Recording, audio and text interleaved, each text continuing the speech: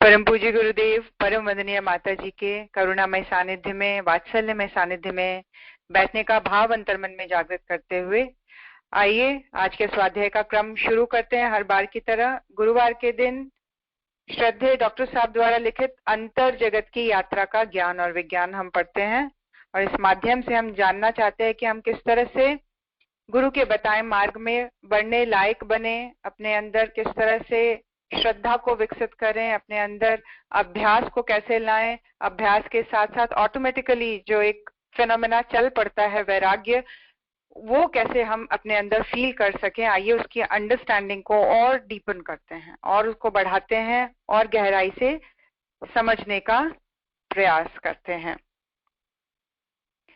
आगे क्रम में हमने जो पढ़ा, किस तरह से हमें गुरुदेव बता रहे हैं कि सिद्धियां जो है वो हमारी अचीवमेंट्स को रोके ना, हमारी गति को ना रोके, अचीवमेंट्स को नहीं, हमारी साधना की गति को ना रोके। हमारी छोटी छोटी अचीवमेंट्स कभी भी हमारे जीवन में बाधक नहीं बनने चाहिए, बाधा नहीं आनी चाहिए। इस चीज का ध्यान रखते हुए हम अपने उस अभ्यास को जो हमें कॉन्शियस लेवल पर और एलिवेट करता चला जा रहा है, कॉन्शियसली हमें और बढ़ाता चला जा रहा है, ऊंचा उठाता चला जा रहा है, अवेयरनेस देता चला जा रहा है, अंडरस्टैंडिंग की क्लैरिटी देता चला जा रहा है, उस चीज को बढ़ाने वाले प्रैक्टिस को, उस चीज को बढ़ाने वाले अभ्यास को हम अपने जीवन में निरंतर बनाए रखें, कंसिस्टेंट रहे, कंसिस्टेंसी बनी रहे उस प्रैक्टिस को लेकर, उस अभ्यास को लेकर, ताकि जो ये वैराग्य का फिनोमेना है, जो डिटैचमेंट का जो फिनोमेना है हमारे जीवन में अंडरस्टैंडिंग के लेवल पर, वो अपने आप होता चला जाए। गुरुदेव ने आगे बताया किस तरह से श्रद्धा और विश्वास हमारी जो अंडरस्टैंडिंग है अभ्यास और वैराग्य के प्रति, या हमने किसी एक पैटर्न को जो अपने जीवन में पकड़ा है, अपने एक रूटीन को, जहां हम करते हुए अपने आप को पावरफुल महसूस करते हैं, हम कंटेंट महसूस करते हैं, हम निश्चिंतता को बढ़ाते हैं, हम करने का भाव हमारे अंदर जो है एक पॉजिटिव सेंस में कि सही कर्म हमारे द्वारा हो रहा है, वो एक सेंस ऑफ अचीवमेंट जीवन में आती है। तो उस प्रैक्टिस के लिए हम अपनी जो अंडरस्टैंडिंग है वो किस तरह से हम बढ़ाते चले जाएं, हम डीप करते चले जाएं, और किस तरह से उसके साथ साथ अन्य कई सारी चीजें जो डिटैच वैराग्य को लाती है, जो भक्ति को लाती है, जो समर्पण को लाती है, इस तरह की चीजें ऑटोमेटिकली हमारी पर्सनालिटी में, हमारे कॉन्शियसनेस में उसको स्पेस मिलता चला जाए। आगे श्रद्धेय लिख रहे हैं, जब वैराग्य से घुल जाए मन। अभी वैराग्य और अभ्यास इतना इंपॉर्टेंट एस्पेक्ट है मनुष्य जीवन का। अगर हम देखें कि हम वर्ल्डली लेवल पर भी कुछ बड़ा अगर अचीव करना चाहते हैं तो हमें अपने आप को बहुत सारी चीजों से डिटैच करना पड़ता है। डिटैचमेंट वहीं पे करना पड़ता है जिस चीज से हम अटैच्ड हैं, जिस चीज में हमें मजा है ना। हम कभी पढ़ाई से डिटैच करना पड़ता है क्या हमें फोर्सफुली? नहीं। पढ़ाई जैसी चीजों में फोकस बढ़ाना पड़ता है, अपने आप को अटैच करने के लिए प्रयास करना पड़ता है, उस लेवल पर प्रैक्टिस बढ़ानी पड़ती है, लेकिन वहां पे डिटैचमेंट नहीं चाहिए, है ना। हॉस्पिटल में जाने में अपने आप को डिटैच करना पड़ता है? नहीं। Kitty parties, picture hall, shopping malls में जाने के लिए अपने आप को डिटैच करना पड़ता है, क्योंकि वहां हमारा रस है, वहां हमें रस आता है। इसीलिए राग जहां पर है उससे दूर हटने के लिए वैराग्य का इस्तेमाल होता है। राग का मतलब रंग, राग का मतलब रस, राग का मतलब इंटरेस्टिंग लगना, राग का मतलब मजा आना। जो मजा हमारे सेंसेस को आता है किसी भी लेवल पर, वहां से विमुख करना, अपने आप को खींचकर सेंटर में लाना, खींचकर अपने पर्सनालिटी के, अपने व्यक्तित्व के केंद्र बिंदु में स्थापित होने का प्रयास करना ही डिटैचमेंट है, वैराग्य है, जो कि ऑटोमेटिकली होगा अभ्यास के थ्रू। अब वर्ल्डली लेवल की जो बात हम कर रहे हैं, अभी मैंने पढ़ना नहीं शुरू किया है, अपनी अंडरस्टैंडिंग को हम थोड़ा सा और एक्सप्लोर करें कि आज तक जो हम पिछले 3 चैप्टर्स में पढ़ते चले आए कि डिटैचमेंट है क्या और क्यों जरूरी है। वर्ल्डली लेवल पर भी देखें कि अगर एक स्टूडेंट है जिसने अपने आप को एक बड़े गोल के लिए तैयार करना है, तो उसको बहुत सारी चीजों से डिटैच होना पड़ता है। उसको अपने फ्रेंड सर्कल से डिटैच होना पड़ता है, टीवी से डिटैच होना पड़ता है, डिफरेंट मीडियाज में जो उसको एंजॉयमेंट, एंटरटेनमेंट है, उससे डिटैच होना पड़ता है, उसको सोने से ज्यादा देर तक डिटैच होना पड़ता है, उसको बहुत ज्यादा खाने से डिटैच होना पड़ता है, उसको गर्मी सर्दी की प्रॉब्लम से अपने आप को डिटैच करना पड़ता है, तब जाके वो कई सालों की मेहनत के बाद एक डॉक्टर में, एक इंजीनियर में परिणत होता है। जब वर्ल्डली लेवल पर इन सारी चीजों में डिटैचमेंट की इतनी जरूरत है, तो हम सुपीरियर अचीवमेंट की बात कर रहे हैं, ह्यूमन कॉन्शियसनेस का अल्टीमेट गोल की बात कर रहे हैं, हम अपने जन्म जो धरती पे लेते हैं, जीव का जो जन्म होता है, वो एकमात्र एक ही गोल के लिए होता है कि आत्मा परमात्मा में विलीन हो जाए, अल्टीमेट गोल। तो उस गोल में डिटैचमेंट का रोल कितना गहरा होगा। और गुरुदेव ने कहा ये अकेले चल ही नहीं सकता, है ना, इसकी क्लैरिटी डेवलप करनी होगी हमें कि हम इस चीज को अकेले लेकर एक ही अस्त्र को हाथ में नहीं लेना पड़ेगा। एक हाथ में अभ्यास है, प्रैक्टिस है, निरंतरता है, दूसरे हाथ में वैराग्य है। लेकिन बड़ी मजेदार चीज यही है कि अभ्यास जैसे जैसे बढ़ता चला जाएगा, वैराग्य अपने आप इस्टेब्लिश होता चला जाएगा। फॉर एन एग्जाम्पल, आपके पास एक साइकिल है, आपको उस साइकिल से बहुत अटैचमेंट है, लेकिन कल को क्या होता है कि आपका एक पड़ोसी या कोई अच्छा फ्रेंड आके बोलता है कि ये साइकिल मुझे दे दे, इसके बदले तू बाइक ले ले, तो क्या आप उस साइकिल को एक्सचेंज करेंगे? हाँ, बिल्कुल करेंगे। क्यों? जो चीज आपको बदले में मिल रही है वो सुपीरियर है, उसकी स्पीड ज्यादा है, उसकी एफिशिएंसी ज्यादा है, उसकी वैल्यू ज्यादा है मार्केट में, और उसकी एक सेंस ऑफ अचीवमेंट बढ़ चढ़कर फील होगी कंपेयर टू साइकिल। लेकिन कोई अपनी आपकी बाइक के बदले साइकिल मांगे तो आप देंगे? नहीं, आप ये देखेंगे कि आपके पास जो चीज है वो ज्यादा वैल्यूएबल है। उसी तरह से बाइक की जगह कोई कार दे, कार की जगह कोई आपको प्लेन दे, प्लेन की जगह उससे बड़ी चीज मिलने लग जाए, तो हम इजीली उस चीज को, उस अपनी चीज से डिटैच होते चले जाते हैं, क्योंकि हमें उससे बढ़कर चीज मिल रही है, उससे वैल्यूएबल चीज मिल रही है, उससे पावरफुल चीज मिल रही है, उससे मेरा स्टेटस भी बढ़ रहा है। तो डिटैचमेंट किससे खत्म होता चला जा रहा है? कुछ अच्छा और मिल रहा है, उससे बेटर मिल रहा है, उससे वैल्यूएबल मिल रहा है। तो जो मोह था आपको अपनी चीज से, उसके लिए आपको फाइट नहीं करना पड़ रहा है, बिल्कुल आप फेंक दे रहे हैं कि हाँ ले जाओ। ठीक उसी तरह हम जब स्पिरिचुअल लेवल पर वैराग्य की बात करते हैं, तो वैराग्य कोई चीज नहीं है, लेके नहीं आना पड़ता है, उसको डेवलप नहीं करना पड़ता है, वो अभ्यास की निरंतरता से ऑटोमेटिकली वो चीज अपने आप हमारे कॉन्शियसनेस में क्रिएट होती चली जाती है। हम कितने धन्य है कि आज हमें स्पिरिचुअल मार्ग पर आगे बढ़ाने वाला एक सशक्त गुरु मिला हुआ है, लेकिन ये हमारी अंडरस्टैंडिंग की कमी है कि हम अपनी छोटी मोटी अटैचमेंट से अभी भी जुड़े हुए हैं।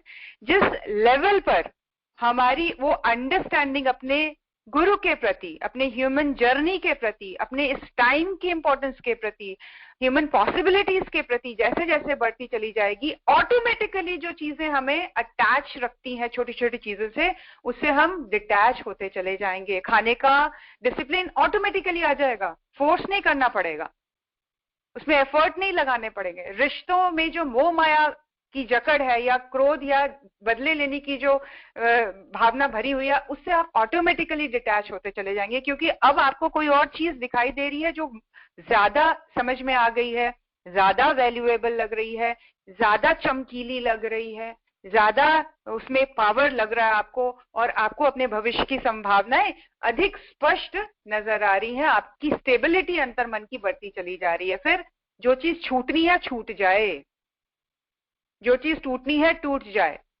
उस लेवल पर हमने देखा है भक्तों की कहानियां, साधकों की कहानियां, संतों की कहानियां, जहां पर हम ये देखते हैं कि वो किस तरह से चीजों को छोड़ते चले जाते हैं, किस तरह से उनके खान पान का डिसिप्लिन एक नेक्स्ट लेवल तक पहुंच जाता है, किस तरह से हम ऋषि मुनियों के बारे में पढ़ते हैं कि वो किसी एक स्पेसिफिक जड़ी बूटी को ही खाते थे, एक स्पेसिफिक पत्तों को ही खा के उन्होंने आजीवन तप किया है। तो ये क्या है?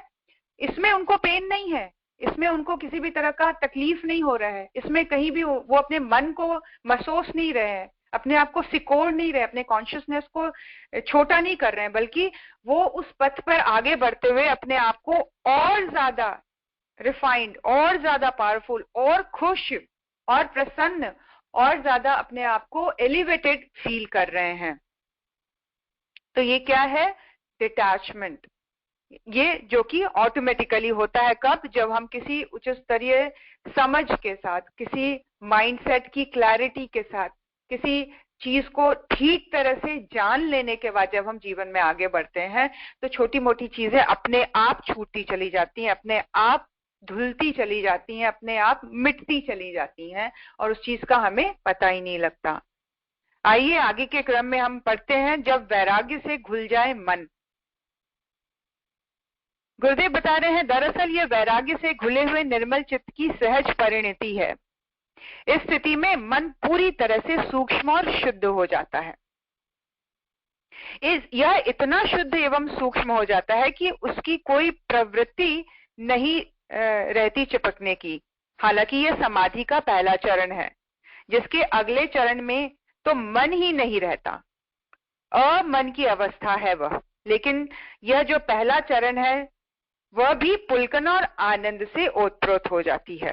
वैराग्य का धुले हुए चित्त के साथ जुड़ाव है, जिसमें मन जो है उसमें किसी भी तरह की इच्छा का भाव नहीं जागृत हो रहा है, बिल्कुल न्यूट्रल स्टेट में आ गया है। उसके जीवन में जो हो रहा है, जैसी भी चीजें घट रही हैं, उसके लिए वो पूरी तरह से अपने गुरु के प्रति आश्वस्त है, अपने ईश्वर के प्रति आश्वस्त है, वो अपने आत्म स्वरूप में स्थित है और आनंद की स्थिति से ओतप्रोत है। ज्यादातर साधक तो यही ठहर जाते हैं, उन्हें आगे बढ़ने की सुध ही नहीं रहती। इस पहले चरण की 4 भाव दशाएं हैं। भाव दशा की बात कर रहे हैं, जहां मन निर्मल है, चित्त सहज, उसमें एक जिसको बोलते हैं समाधि के भाव में आ जाता है, एक न्यूट्रल स्टेट में आ जाता है, एक इक्विलिब्रियम में आ जाता है, जहां पर फिर किसी भी तरह की का जो भावावेश है या वेग है भाव का, वो डिस्टर्ब नहीं कर रहा है हमारे अंतः चेतना को, हमारी कॉन्शियसनेस को। गुरुदेव कह रहे हैं इसके 4 स्टेजेस हैं, इसके 4 भाव दशाएं हैं। पहली भाव दशा है वितर्क की। वितर्क क्या है? यह तर्क का एक खास स्वरूप है। यूं तर्क साधारण तौर पर 3 रूप में प्रकट होता है। इसमें से पहली अवस्था है कुतर्क की। देखिए, हमारी कॉन्शियसनेस में अलग अलग हम स्टेज को अनुभव करते हैं, है ना। जैसे जैसे ज्ञान के स्तर पर आगे बढ़ते चले जाते हैं, हम पीछे पलट कर देखते हो तो हम देखते हैं कि इतनी छोटी सी चीज के लिए उन दिनों में मैं इतना परेशान क्यों था या परेशान क्यों थी। या एग्जाम्पल के तौर पर जब हम अपने बच्चों को पढ़ाते हैं और अपने क्लास 8, 9, 10 की बुक्स को उसको पढ़ाते हैं, हम देखते हैं अरे ये उस टाइम में मुझे इतना डिफिकल्ट क्यों लगता था। आज की डेट में मैं समझाने की स्थिति में आ गई हूँ, मैं पढ़ाने की स्थिति में आ गई हूँ, लेकिन उस टाइम में जब मेरी ये उम्र हुआ करती थी, मेरी अंडरस्टैंडिंग इतनी हुआ करती थी, तो ये चीज मेरे लिए कितनी बड़ी होती थी, कितनी डिफिकल्ट हुआ करती थी। ठीक उसी तरह से लाइफ के अंडरस्टैंडिंग को लेकर, है ना, अंडरस्टैंडिंग के लेवल पर स्पिरिचुअलिटी और कुछ है ही नहीं। अंडरस्टैंडिंग का डीप होते जाने वाली जर्नी का नाम ही अध्यात्म है। अध्यात्म और कुछ नहीं है, अंडरस्टैंडिंग का गहरा हो जाना, समझ में कोई बात की क्लैरिटी आ जानी। भगवान बुद्ध को क्लैरिटी आ गई थी, और वो क्लैरिटी का वेग इतना जबरदस्त था कि फिर उनको अपने पुत्र या पत्नी को छोड़ना नहीं पड़ा है। वो इस इंटेंशन से नहीं गए हैं कि मैं तो इन्हें छोड़ दूंगा, मैं सब कुछ छोड़ के चला जाऊंगा, ये भाव नहीं आया था उनके मन में। उनके मन में ये भाव आया था कि ज्ञान के उस लेवल को अचीव कर देना है जहां पर आत्मा दुख से परे हो। और उस प्रक्रिया में उन्होंने आगे जाकर, आगे के क्रम में अपनी जर्नी में अपने बेटे को भी, अपनी पत्नी को भी अपना शिष्य बनाकर उनका भी आत्म कल्याण किया। तो ये एक बहुत ही डीपली अंडरस्टैंड करने वाली चीज है कि जब हम बोलते हैं हम खाने को छोड़ देंगे, आज से मैं ये खाऊंगा ही नहीं, आज से उस व्यक्ति से मैं बात करूंगा ही नहीं, आज से मेरी ये संबंध एग्जिस्ट ही नहीं करते हैं, आप मान के चलिए आप उन चीजों से, उन रिश्तों से, उन संबंधों से 100% डीपली जुड़े हुए हैं। अगर आप जुड़े हुए नहीं होते तो आपको छोड़ने की बात नहीं सोचनी पड़ती। इसलिए जब हम किसी चीज में फोकस होते हैं तो कहीं ना कहीं हम कॉन्शियसली उस चीज से चिपके हुए हैं, तब हम अपने आप को सेटिस्फाई करने के लिए बोलते हैं कि इसको मुझे छोड़ना है, इसको मुझे त्यागना है। नहीं, छोड़ने और त्यागने की बात तो संत महात्माओं ने, ऋषियों और संतों ने कहीं कुछ नहीं किया। उन्होंने सिर्फ एक पॉजिटिव प्रैक्टिस को अपने जीवन में मेंटेन करने की बात की है। गुरुदेव ने कभी भी किसी को कुछ खाने पीने के लिए त्याग नहीं किया। उन्होंने कहा कि तुम इस चीज का अभ्यास अपने जीवन में शुरू कर दो। हम कई सारे एग्जाम्पल्स देखते हैं, नॉनवेज खाने वाले बहुत सारे व्यक्ति शांति कुंज आए, जिनको ये नहीं कहा गया कि आप नॉनवेज छोड़िए, जिनको ये कहा गया कि आप गायत्री साधना से जुड़िए। अभ्यास ने उनके मन में वैराग्य पैदा कर दिया खान पान के लेवल पर, और आगे चल के अन्य बातों पर भी वैराग्य का उनको अब वो होता चला गया, एक्सपीरियंस होता चला गया। चीजें छूटी मिटती और घुलती चली गई, और कॉन्शियसली वो सोल एलिवेट होती चली गई। गुरुदेव कह रहे हैं ये जो कंफ्यूजन क्रिएट करता है मन या भाव दशा, ये अलग अलग लेवल से होता हुआ इंसान गुजरता है। पहले कुतर्क आएगा उसके मन में, है ना, वो डिबेट करेगा, वो बहस करेगा। कुतर्क क्या है? गुरुदेव कह रहे हैं सबसे पहला स्टेज कुतर्क, यह तर्क की निषेधात्मक स्थिति है, नेगेटिव स्टेट। कुतर्क में जीने वालों की नजर हमेशा जिंदगी के अंधेरे पहलू पर रहती है। वो हमेशा नेगेटिविटी को ही याद करेगा। गलत क्या हो सकता है, खराब क्या हो सकता है ना, ये चीजें मेरे जीवन में नहीं है। नहीं क्या है, खराब क्या है, गलत क्या है, चाहे वो अपने जीवन में, चाहे परिवार में, समाज में, राष्ट्र में, उसका फोकस उस तरफ ही ज्यादा बना रहता है।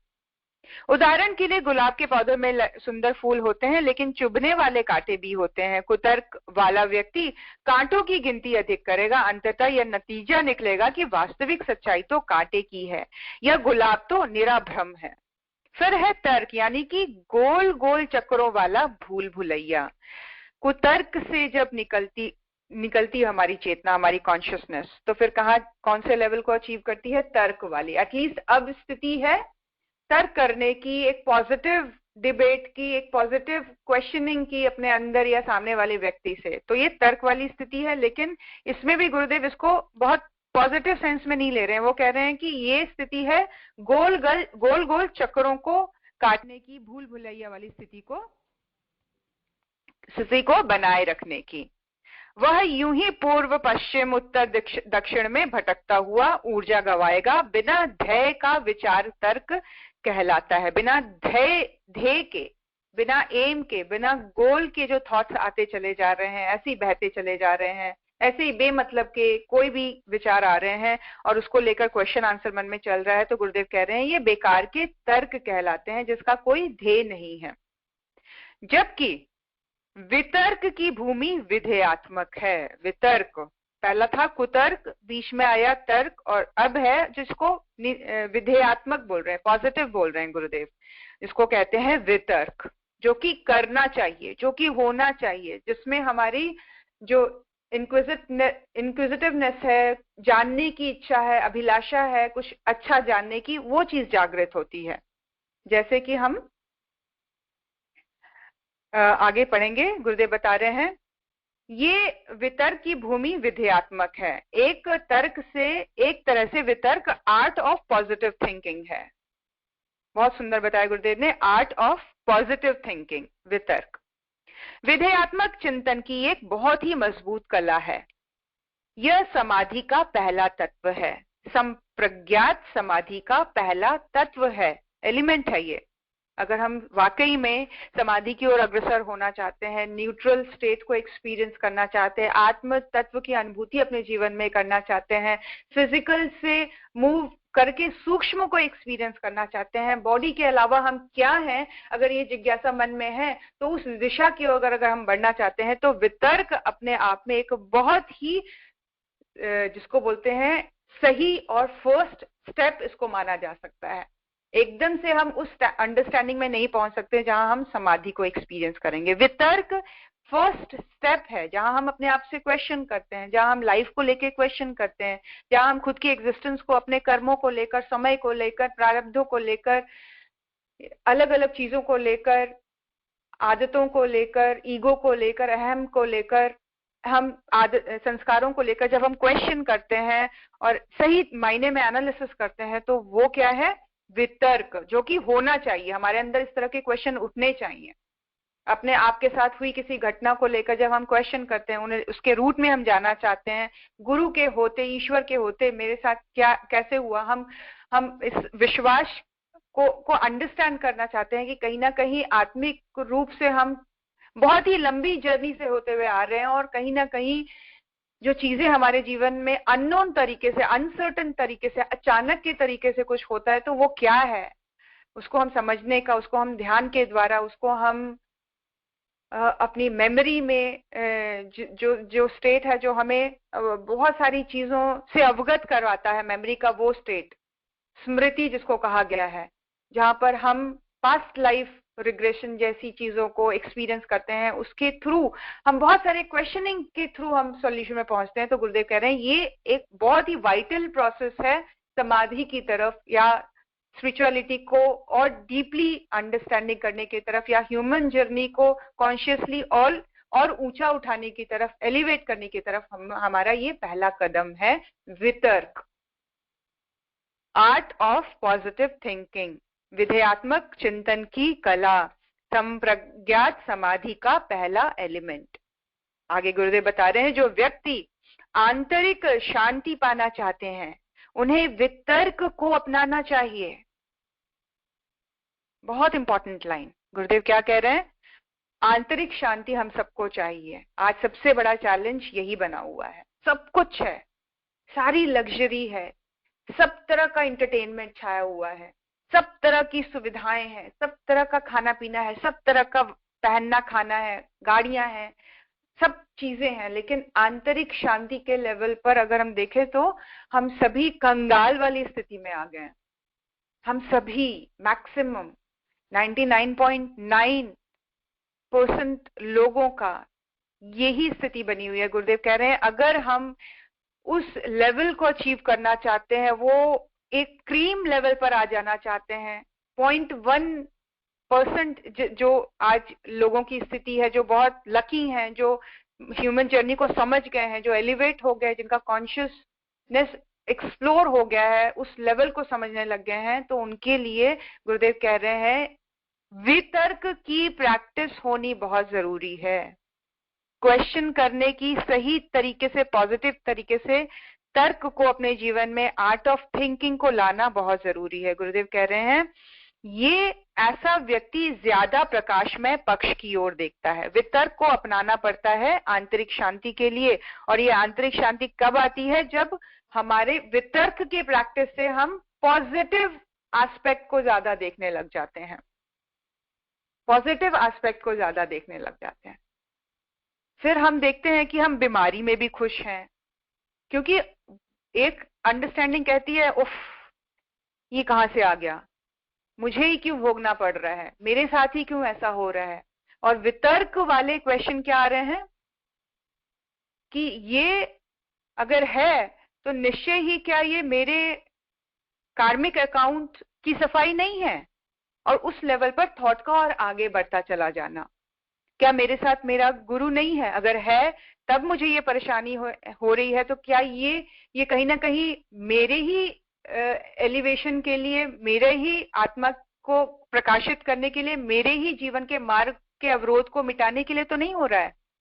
उस लेवल पर क्वेश्चनिंग, वैसा वितर्क, गुरुदेव कह रहे हैं जब वो मेंटालिटी जागती है तो हर जगह हमें पॉजिटिविटी, हर चैलेंजिंग सिचुएशन में हमें सकारात्मकता दिखाई पड़ती है। गुरुदेव कह रहे हैं प्रकाश में पक्ष की ओर देखने की एबिलिटी बढ़ जाती है, और गुरुदेव कह रहे हैं वह फूलों को महत्व देता है, कांटों को भूल जाता है। उसके लिए अपने आप ही शुभ और सुंदर के द्वार खुल जाते हैं। ठीक वैसे ही जैसे एग्जाम्पल के तौर पर मान लीजिए एक बहुत ही बड़े जैम में हम अटके हुए हैं, कैसी है ये अंडरस्टैंडिंग वितर्क वाली, क्या अंडरस्टैंडिंग है, फिजिकल लेवल पर समझने का प्रयास करें।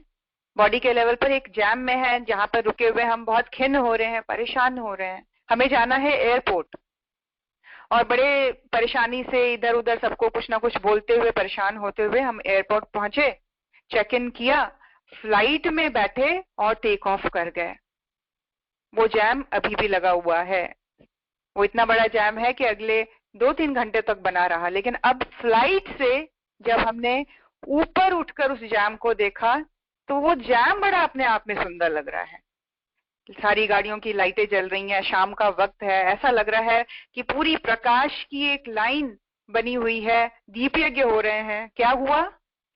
उस सिचुएशन में जब थे तो इरिटेट हो रहे थे, परेशान हो रहे थे, आसपास के लोगों को गलत बोल रहे थे, और जैसे ही उससे ज्यादा नहीं, कुछ किलोमीटर्स का ही डिफरेंस आया, ऊपर उठ के देखा तो सिनेरियो ही बदल गया है, अंडरस्टैंडिंग ही बदल गई है, दृष्टिकोण ही बदल गया है, माइंडसेट ही बदल गया है, और मन की स्थिति बदल गई है। क्यों? वो डिफरेंट दिखाई दे रही है चीज।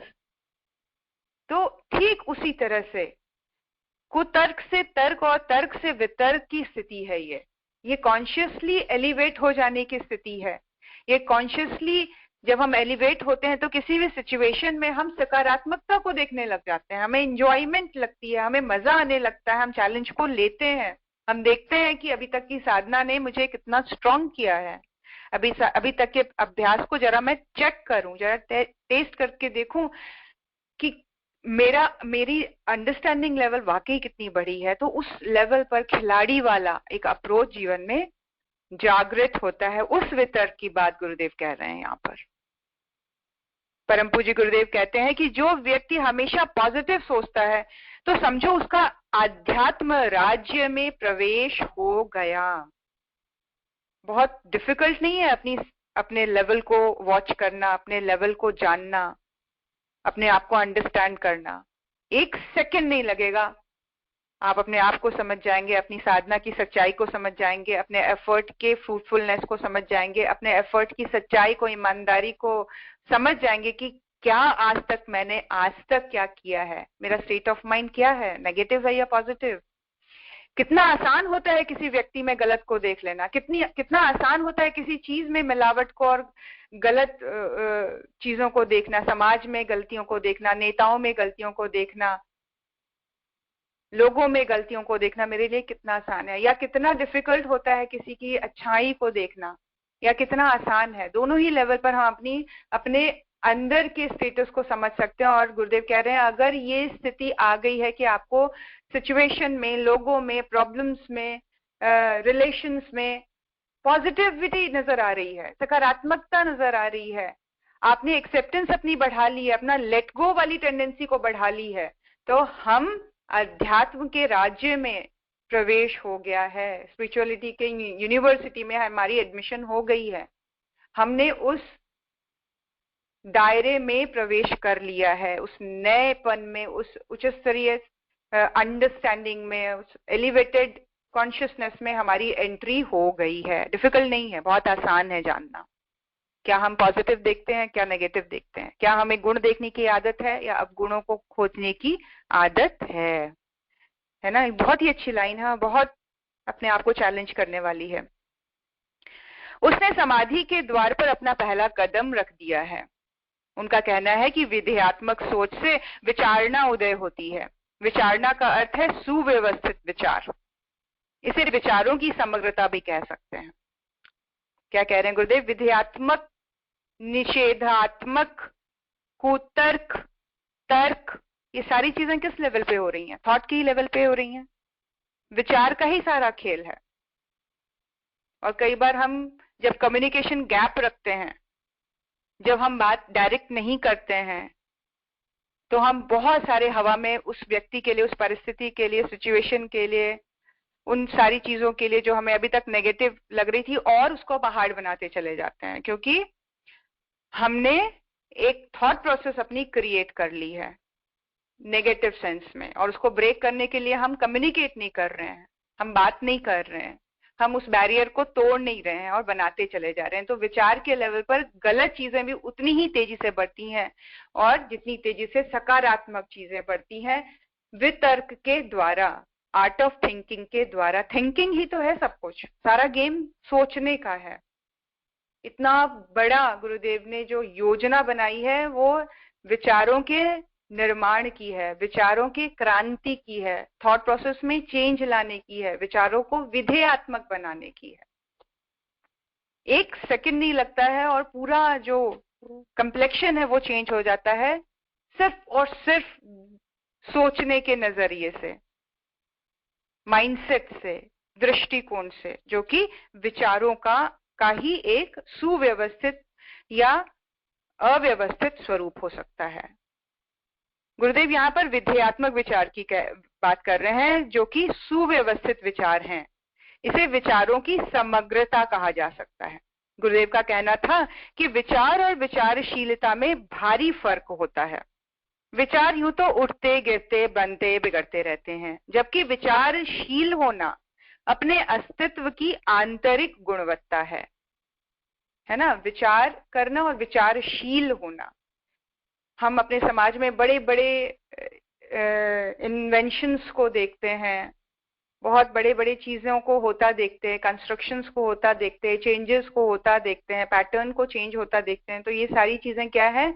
विचारशील व्यक्तियों द्वारा की हुई प्लानिंग का आउटपुट। ये विचारशील है। एक ध्येय को लेकर, एक दिशा को लेकर, एक प्रवाह को लेकर जब व्यक्ति विधेयात्मक तरीके से, पॉजिटिव तरीके से कुछ क्रिएट करता है, तो वो बहुत सुखद चीज बन के सामने आती है जीवन में, परिस्थिति में, समाज में, रिश्तों में, है ना। उसी तरह से गुरुदेव कह रहे हैं कि ये जो है गुणवत्ता भरा आत्मिक स्वरूप है। आंतरिक गुणवत्ता को ये दिखाता है विचारशीलता। विचारशीलता का अर्थ है सजग और जागरूक रहें, अवेयर रहें, अलर्ट रहें, किसी और के लिए नहीं, अपनी स्थिति को लेकर हमेशा सजग बने रहें, हमेशा जागरूक बने रहें, जैसे एक सैनिक बना होता है। यह विचारशीलता संप्रज्ञता समाधि की दूसरी भाव दशा है ना। पहली भाव दशा क्या थी?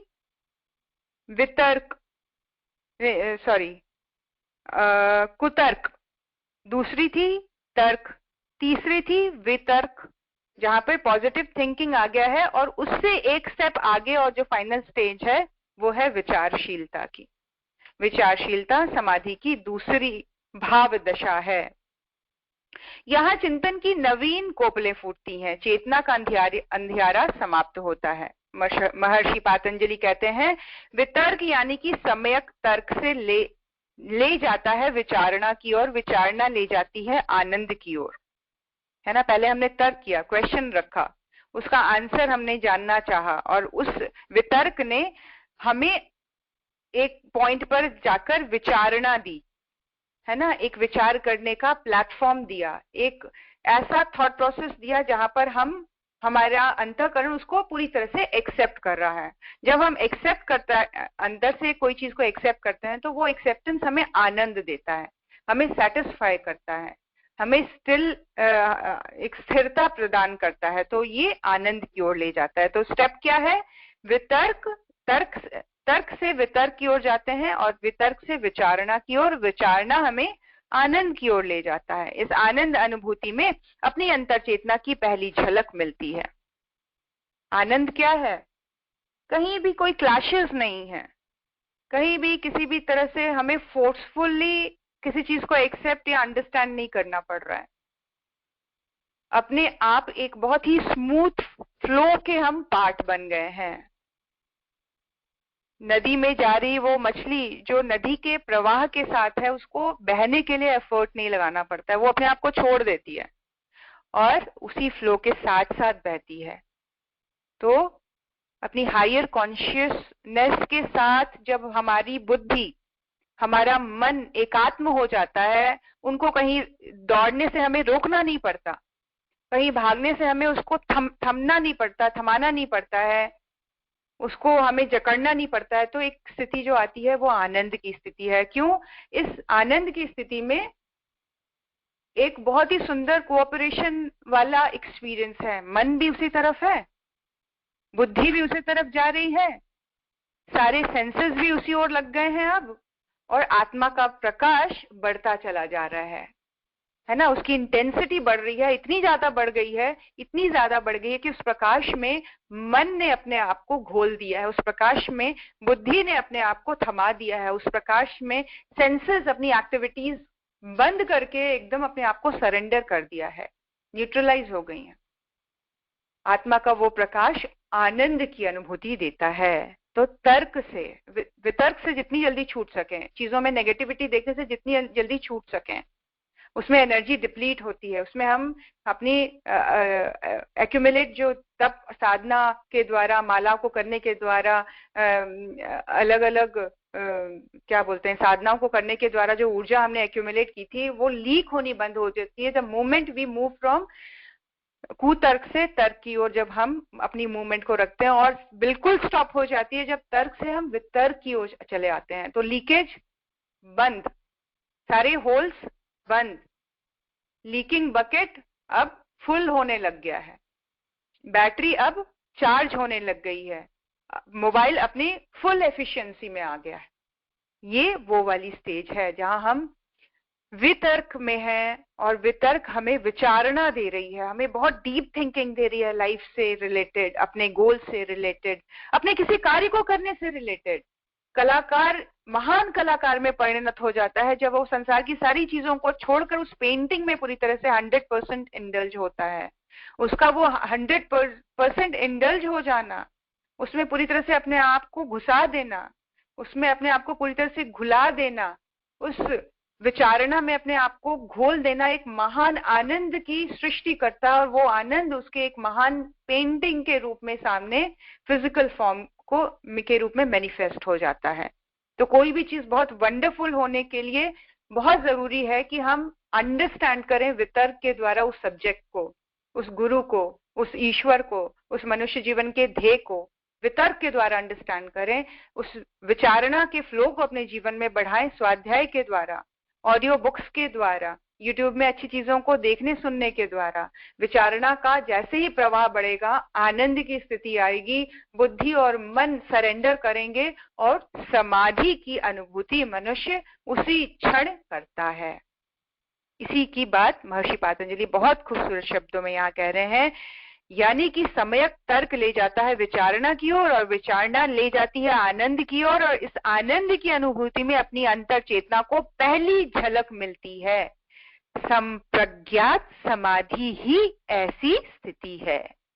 जैसे जैसे बादल हट गए, हमने क्षण भर के लिए सही चांद को देख लिया, फिर से बादल घिर आते हैं। इसे कुछ इस तरह भी समझ सकते हैं कि जैसे ही हम हिमालय यात्रा पर गए, वहां चहु ओर धुंध छाई हुई है, यकायक धुंध हटी और हिमालय के उच्चतम शिखर की शुभ्र धवल ज्योतिर्मय झलक मिली। सच कहें तो यथार्थ में संप्रज्ञात समाधि का पहला स्वाद यही है। वो जो स्वाद देने वाली चीज है, जिसको देखना है, वो है ही, वो एग्जिस्ट करता ही है। बस जो चीज आती जाती रहती है वो है हमारे विचार, जो धुंधले बादलों की तरह है, हमारी जो उथली अंडरस्टैंडिंग, हमारी जो मन के मचल जाने की वृत्ति, इच्छाओं से भर देने की वृत्ति, अपने छोटे मोटे इच्छाओं के पीछे भागने की, सेंसेस टेस्ट के पीछे, और एक जो स्क्रिप्ट हमें समाज को देखकर मिलता है माइंडसेट के लेवल पर, उस स्क्रिप्ट में अपने आप को सेट करने की जद्दोजहद, शादी होनी चाहिए, बच्चा होना चाहिए, अच्छी जॉब होनी चाहिए, सैलरी बड़ी चाहिए, घर बड़ा चाहिए, ये हमें समाज स्क्रिप्ट देता है, ये मेंटल स्क्रिप्ट जो हमें बाहर से मिलता है। जब हम उस दौड़ में होते हैं तो हम धुंधलके होते हैं, तब हमारे कॉन्शियसनेस में बादल ही बादल होते हैं, तब ईश्वर का प्रकाश हमें नहीं दिखता है। लेकिन इस अंडरस्टैंडिंग से जब हम ऊपर उठते हैं वितर्क के द्वारा, इस अंडरस्टैंडिंग से जब हम ऊपर उठते हैं विचारणा के फ्लो में आकर, जब प्रवाह जागता है, जब स्वाध्याय का ऐसा उपक्रम चल पड़ता है जीवन में, जब गुरु का प्रकाश अंतर मन को छूने लगता है, तब आनंद की स्थिति जागती है। और फिर उस आनंद की स्थिति में क्या दिख रहा है? जो शुरू से था। क्या दिख रहा है? जो डे वन से हमारे साथ था, हमारा आत्मस्वरूप, कुछ बाहर से नहीं आ रहा है, वो दिख रहा है, जिसके साथ हमारे कई सारी जर्नी है। पास्ट में, फ्यूचर में होगा, तब तक होता रहेगा जब तक हम उसको ना देख लें, जब तक हम उसको ना एक्सपीरियंस कर लें। तब तक ये खेल, तब तक ये तमाशा, तब तक ये कुड़ना जलना, तब तक ये जलन चिड़न, तब तक ये इच्छाएं, तब तक ये ना जाने कितनी लंबी दौड़ चलती चली जाएगी। But the moment we try for वितर्क, वी ट्राई फॉर विचारणा, जब हम सही दिशा में गुरुदेव का हाथ पकड़कर अग्रसर होंगे, तो हम उस आनंद की अनुभूति करेंगे। तब हम अपने स्वयं के अंतः स्वरूप की अनुभूति करेंगे।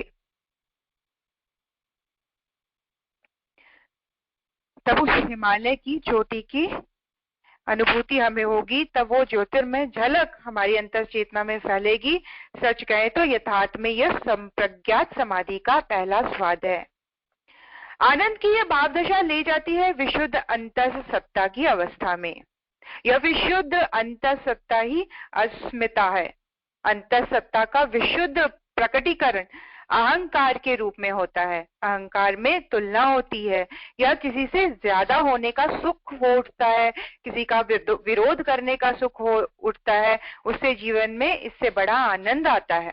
अहंकार जीवन का नकारात्मक दृष्टिकोण है, जबकि अस्मिता विधेयात्मक दृष्टिकोण है। इस अनुभूति में अपने स्वरूप की झलक मिलती है। इसे यूं भी कहा जा सकता है कि अस्मिता मैं का सम्यक बोध है। मैं का जो सही अंडरस्टैंडिंग है, सम्यक बोध, सच्चा ज्ञान, सही मायने में उसको समझ लेना, सत्यता को जान जाना अस्मिता है।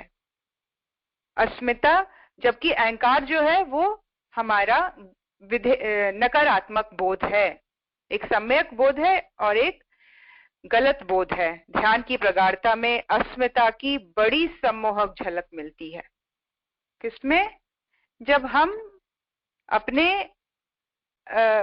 ध्यान के प्रगाढ़ता में आते हैं। ध्यान अवेयरनेस, ध्यान कॉन्शियसनेस, ध्यान हम देख पा रहे हैं ऊपर उठ के प्लेन में बैठकर जैम को, हम देख पा रहे हैं अपनी विचारों की भीड़ को, हम देख पा रहे हैं अपनी इच्छाओं की भीड़ को, उसको ध्यान कहा गया है। ध्यान की प्रगाढ़ता जैसे बढ़ती चली जाएगी, हम जब देख पाने की स्थिति को प्रगाढ़ कर लेंगे, हमें पता है कि हम इस सिचुएशन में क्या बोलने वाले हैं, हमें पता है कि हमारे शब्द किस तरह के निकलने चाहिए, उस लेवल की अवेयरनेस, उस लेवल की प्रगाढ़ता, इंटेंसिटी जैसी बढ़ती चली जाएगी अवेयरनेस की, वैसे ही गुरुदेव कह रहे हैं बड़ी ही सम्मोहक अपनी स्वयं की झलक मिलती है। ऐसा लगता है जैसे सागर के बीच बूंद जो अपने होने का एहसास तो कर पाती है परंतु अलगाव की अनुभूति नहीं कर पा रही हैं।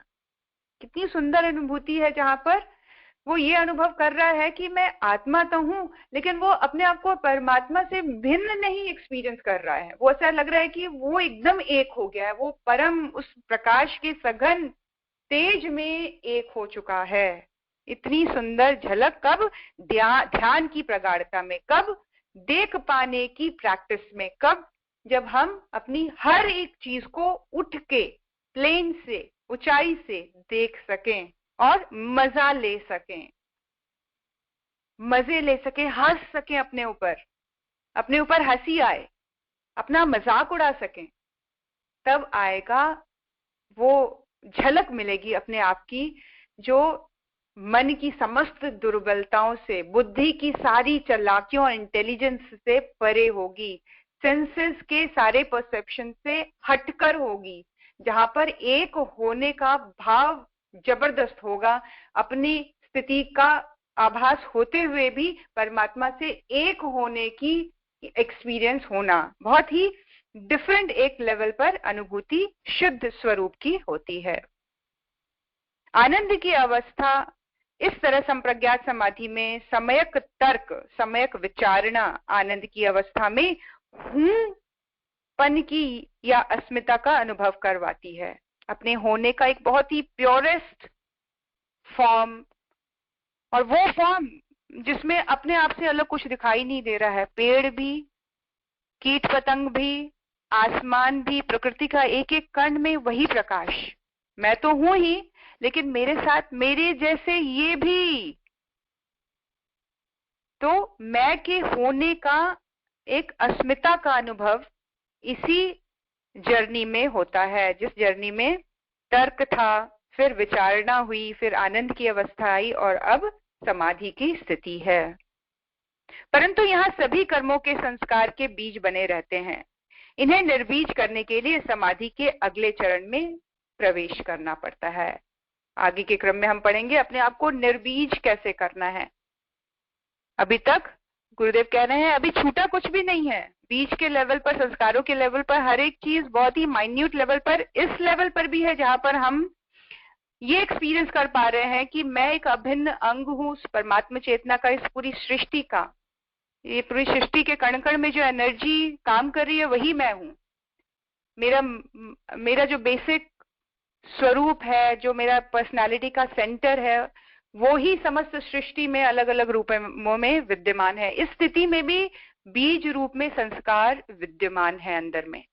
तो उस संस्कार से किस तरह से उसको निर्बीज करना है, मतलब बिल्कुल एक माइन्यूट लेवल पर भी, अंकुरित होने के लेवल पर भी कोई चीज अगर अपने अंदर एग्जिस्ट कर रही है तो उससे भी मुक्त कैसे हो। लेकिन उससे पहले की जर्नी ये है, हमारी ये है, हम सबकी ये है कि हम कुतर्क से तर्क और तर्क से वितर्क की ओर हम आगे बढ़े, इस चीज की प्रैक्टिस करें, इस चीज को अपने कॉन्शियसनेस में एकदम सैनिक की तरह, गुरुदेव कह रहे हैं, वो हो जाओ, अलर्ट हो जाओ।